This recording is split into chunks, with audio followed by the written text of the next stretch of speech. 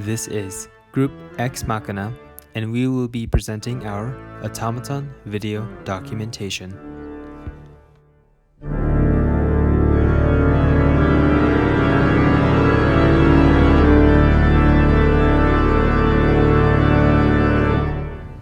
Hi, my name is Elijah Bidoni, and my roles in the project are to document and video plan. I'm Brianna Grice, and my roles for this project were to create the documentation worksheet and then also get some of the mechanisms working. My name is Jacob Frazier. I worked on the Automaton project with my Ex Machina team, and my roles in this project were scheduling the meetings and then taking the lead on those. With introductions out of the way, the Automaton project is a simple project with one objective: to create movement through a set of gears, pulleys, or cams, which are powered through a crank or by other means that does not use electricity. These contraptions could be as simple as a spinning weather vane or as complicated as a mannequin playing the piano. Our project requires us to have at least 2 independently moving parts, an animated LED, and to use leftover materials from our previous projects. So, we began the project by introducing ourselves to each other and discussing the requirements of the project, making a team contract in the process. Then, on our first video meeting, we had created a plan of action outlining the progression of the automaton in the team contract. We also started sketching ideas on the whiteboard using WebEx Teams. This allowed us to convey our ideas concisely and deliberately with instant feedback. This sketch provided us a foundation to build upon. Then, at the end of the meeting, we decided that over the weekend we would individually mind map our ideas, then get together on Tuesday to share ideas and thoughts about the project, as well as preparing with a sketch and some mechanical part details.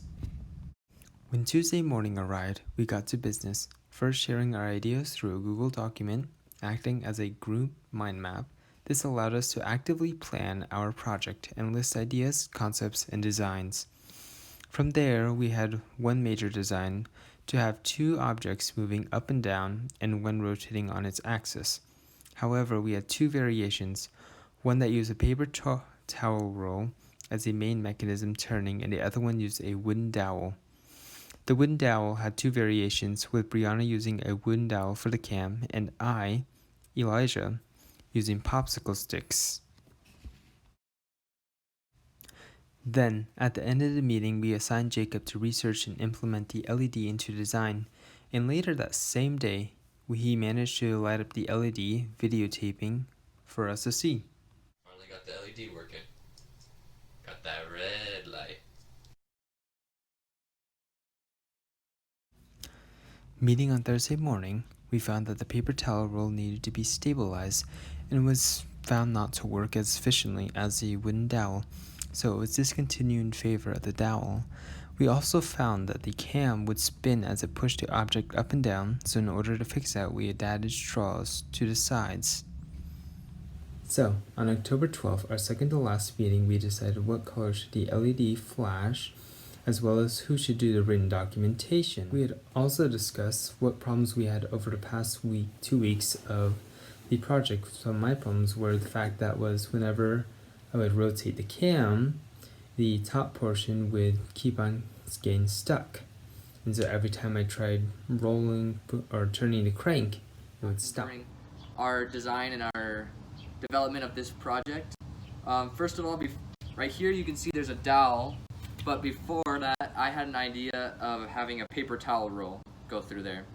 And originally the idea came from watching a video, which it looked like it was going to work well as the crank mechanism, but because after doing some more trying, some testing of the paper towel roll, it didn't end up working, so we decided to change it and use a dowel instead.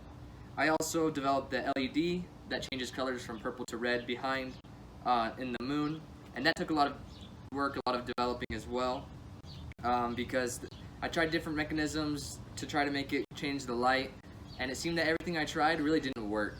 So I ended up just doing something very simple. I connected the wire to one of the ghosts that goes up and down, and that wire connects to a different wire that's connected to the battery, which completes the circuit to make it change when it's down to purple and up to red.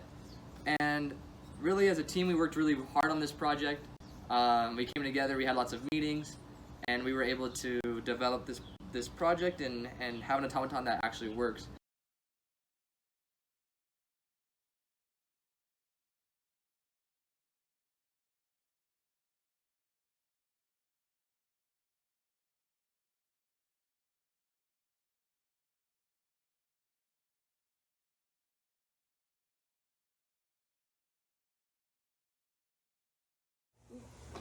One problem that we ran into while we were designing this is that we realized that when we spun this around, the ghosts would move up and down, but they would also spin in a circle. And so a way that we fix this is I found the idea of putting straws right here connected to the top of the box, so that when you spin this around, it blocks these pieces of cardboard right here, so that they can't spin around, and these are barriers so that all they can do is move up and down with the motion.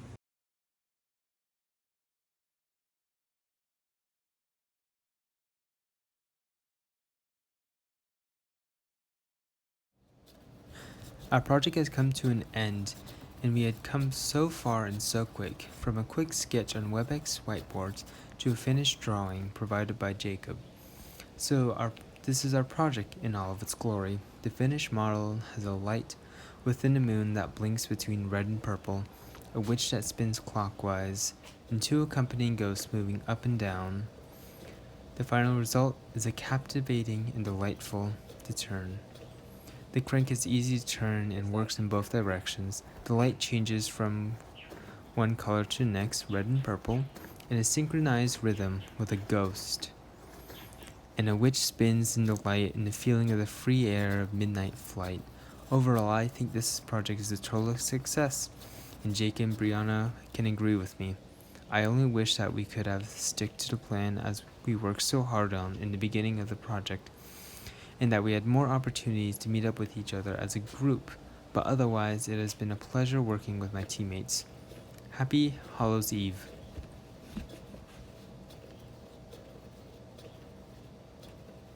Okay, stop.